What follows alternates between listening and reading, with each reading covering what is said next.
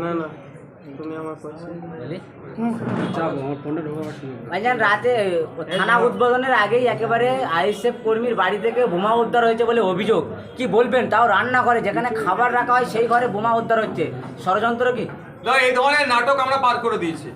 ঠিক 2021-এ ভোটের সময় আমরা দেখেছিলাম লাইভ করে গিয়ে চালের বস্তা থেকে বোম বার করছে। আজকের ডেটে এত বোকা মানুষ আছে বলে আমার বিশ্বাস হয় না কেউ রান্না চালায় বোম রাখবে। একটা বড় ষড়যন্ত্র চলছে। আমরা প্রশাসনের কাছে অনুরোধ করব, নিরপেক্ষ তদন্ত করুক, ওখানে রাখলো কে সেটা আগেও। প্রশাসন এসে উদ্ধার করেছে ওখান থেকে, এটা সঠিক কথা, কিন্তু ওখানে রাখলোটা কে, এটা তদন্ত হওয়া দরকার এক নম্বর। দ্বিতীয়, আমরা ভুলে যাচ্ছি না চালতাবেরিয়া অঞ্চলে মাদ্রাসা নির্বাচনের সময় তৃণমূল যখন পরাস্ত হওয়ার ভয় পেয়েছিল, ইলেকশনটাকে না করার জন্য যখন পিছিয়ে যাচ্ছিল, সেই সময় আমাদের এক কর্মীর রান্নাঘরে উনুনের মধ্যে বোম রেখে দিয়েছিল। যখন রান্না করতে গিয়েছিল ওই কর্মীর মা, তখন বোমের আঘাত পেয়েছিল, পরিবারের লোকজন গিয়েছিল, সেখানেও আমাদের নামে দোষ দিচ্ছিল নাকি আমাদের ছেড়ে রান্নার চালায় উনুনের মধ্যে বোম রাখবে। এটা করে হতে পারে? সম্পূর্ণরূপে আইএসএফকে কালিমালিপ্ত করার চেষ্টা হচ্ছে। আমরা আমাদের অ্যাঙ্গেল থেকে আরও বেশি বেশি করে যাচ করছি, কারণ আমরা সমাজ ব্যবস্থা পরিবর্তনের রাজনীতির কথা বলি। এই হিংসাত্মক রাজনীতিকে আমরা কোনোভাবেই প্রশ্রয় দেব না। কারা ওখানে এসেছে ওই সময় তৃণমূলের কারা যাতায়াত করেছে, কেউ দেখতে পেয়েছে বা বাড়ির মহিলাদের চোখে পড়েছে নাকি, সেটাও আমরা তদন্ত করছি। যে অন্ধকারে এসে দেখে ওটা করেছে, তো ছেলেগুলো ইফতার করতে গিয়েছিল, ইফতার করার সময় ওখানে তাদের উপরে এই অন্যায় কাজ হয়েছে। এটা কোনোভাবেই মানবো না, এটা বন্ধ করতে হবে। কলকাতা পুলিশের যারা, মমতা ব্যানার্জি পুলিশ, কলকাতা পুলিশের ডিভিশন এখানে করেছেন, আজকে আবার একটা থানা উদ্বোধন হচ্ছে। আমি তো বলছি পাড়ায় পাড়ায় থানা করুক না, আমার কোনো যায় আসে না, কিন্তু পুলিশকে দিয়ে যদি ওই একটা অংশকে কাজে লাগিয়ে যদি এই ধরনের কাণ্ড কারখানা করে, মানুষ কিন্তু প্রতিউত্তর দেবে। ভাঙড়ে থানা বেড়ে উঠছে, কিন্তু যারা এই বোমাগুলি আনছে তাদেরকে পুলিশ গ্রেপ্তার করতে পারছে না কেন? যে বাড়ি শাসক দলের লোক সেই জন্য গ্রেপ্তার করতে পারছে না। প্রস্তুত থাকলেও, গ্রেপ্তার করার মানসিকতা থাকলেও গ্রেপ্তার করতে দিচ্ছে না প্রশাসনকে শাসক দল। তাহলে থানা বেড়েও কি ভাঙড়ের নাম কি সুনাম হচ্ছে, আরো তো বদনাম হচ্ছে?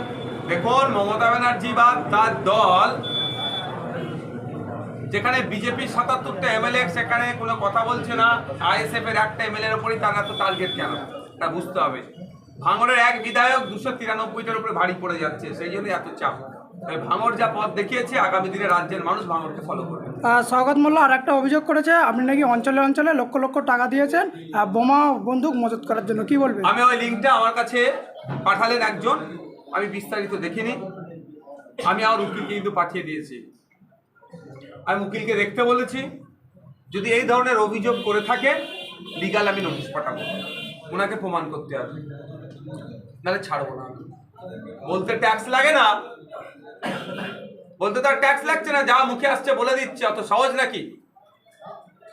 মমতা ব্যানার্জি ওনাকে বলেছিল তুই বোম বাঁধিস, সেটা এখন অন্যের ঘাড়ে চাপা দিলে হবে? ভাইজান, এখনো পর্যন্ত নির্বাচন কমিশনার কিন্তু মানে নির্বাচনের যে ডেট এখনো ফাইনাল হয়নি, তার মধ্যে কিন্তু ভাঙড়ে এত পরিমাণ অশান্তির জন্য দায়ী করে শাসক চাইলে শান্তিতে থাকবে, শাসক না চাইলে শান্তি থাকবে না। 2023 পর্যন্ত ভাঙড়ে রাজনৈতিক মতপার্থক্য হয়েছে, তো হয়নি আমি বলবো না, তৃণমূলের সাথে হয়েছে, তর্ক বিতর্ক হয়েছে, কিন্তু খুন খারাপই রাজনীতি হয়েছে বলতে পারবে 21 থেকে 23? হয়নি।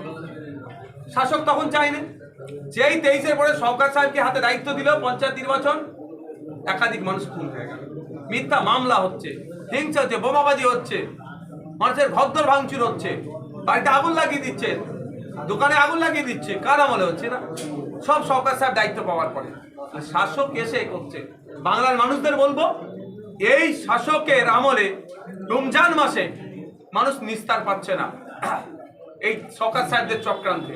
তাহলে শুধুমাত্র ভাঙন নয়, রাজ্যের মানুষকে বলবো এই অন্যায়ের অবসান ঘটানোর জন্য শাসকের বিরুদ্ধে আপনাদের ভোট দিতে হবে। ভাঙড়ে থানা বেরোও কোনো লাভ হচ্ছে না, সাধারণ মানুষ একেবারে হয়রানির মুখে। কেন ঘর বাড়ি করতে গেলে একেবারে টাকা দিতে হচ্ছে থানাতে, এমনই অভিযোগ উঠছে, এবং ওয়েট লাইনে ঘর বাড়ি হচ্ছে, পুলিশের চোখে পড়ছে না। কি বলবো? ওয়েট লাইন নিয়ে আমরা অলরেডি আলোচনা চলছে, ওখানে ব্যবস্থাপক বামনঘাটের মানুষের সাথে একটা মামলা হবে, আমরা কাগজপত্র রেডি করছি।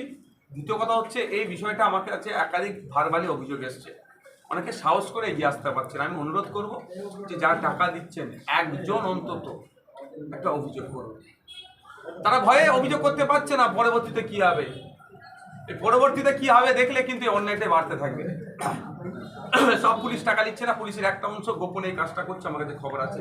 কিন্তু একটা তো অভিযোগের দরকার, ডিসি অফিসে যে অভিযোগ করতে পারে বা বিধায়কের কাছে অভিযোগ করতে পারে।